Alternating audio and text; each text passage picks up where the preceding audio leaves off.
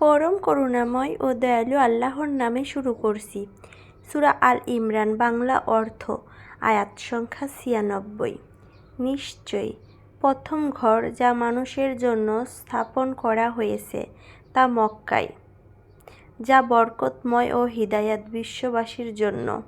আয়াত সংখ্যা ৯৭। তাতে রয়েছে স্পষ্ট নিদর্শনসমূহ, মাকামে ইব্রাহিম, আর যে তাতে প্রবেশ করবে সে নিরাপদ হয়ে যাবে, এবং সামর্থ্যবান মানুষের ওপর আল্লাহর জন্য বাইতুল্লাহর হজ করা ফরজ। আর যে কুফরি করে তবে আল্লাহ তো নিশ্চয় সৃষ্টিকুল থেকে অমুখাপেক্ষী। আয়াত সংখ্যা ৯৮। বলো, হে আহলে কিতাব, তোমরা কেন আল্লাহর নির্দেশনসমূহকে অস্বীকার করছো? আর আল্লাহ তোমরা যা করছো সে ব্যাপারে সাক্ষী। আয়াত সংখ্যা ৯৯।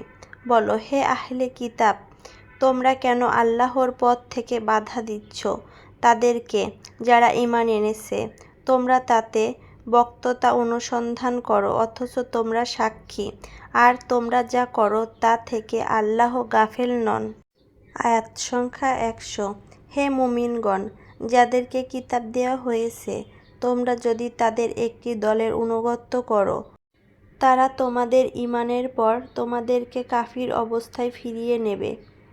আয়াত সংখ্যা ১০১।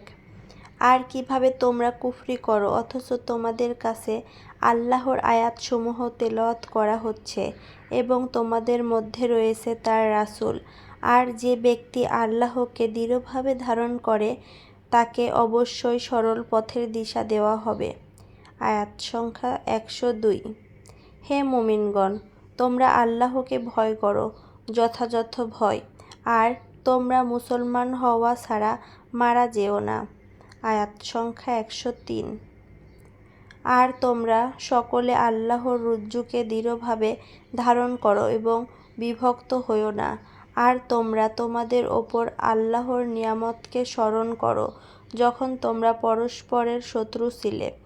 তারপর আল্লাহ তোমাদের অন্তরে ভালোবাসার সঞ্চার করেছেন, অতঃপর তার অনুগ্রহে তোমরা ভাই ভাই হয়ে গেলে, আর তোমরা ছিলে আগুনের গর্তের কিনারায়, অতঃপর তিনি তোমাদেরকে তা থেকে রক্ষা করেছেন। এভাবেই আল্লাহ তোমাদের জন্য তার আয়াতসমূহ বয়ান করেন যাতে তোমরা হিদায়াত প্রাপ্ত হও। আয়াত সংখ্যা ১০৪। আর যে তোমাদের মধ্য থেকে এমন একটি দল হয় যার কল্যাণের প্রতি আহ্বান করবে, ভালো কাজের আদেশ দেবে এবং মন্দ কাজ থেকে নিষেধ করবে, আর তারাই সফলকাম।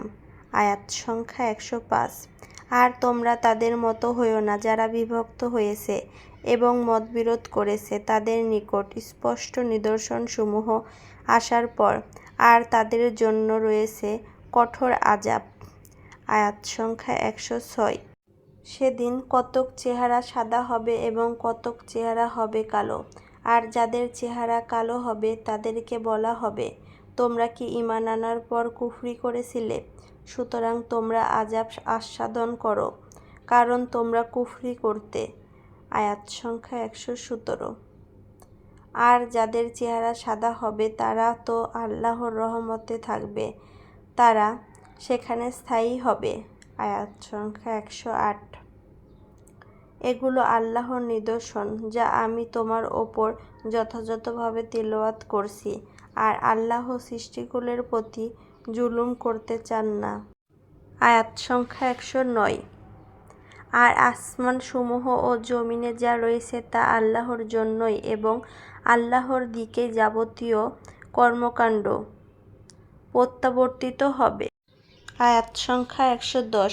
তোমরাই হলে সর্বোত্তম উত্তম যাদেরকে মানুষের জন্য বের করা হয়েছে। তোমরা ভালো কাজের আদেশ দেবে এবং মন্দ কাজ থেকে বারণ করবে, আর আল্লাহর প্রতি ঈমান পোষণ করবে। আর যদি আহলে কিতাব ঈমান আনত তবে অবশ্যই তা তাদের জন্য কল্যাণকর হতো।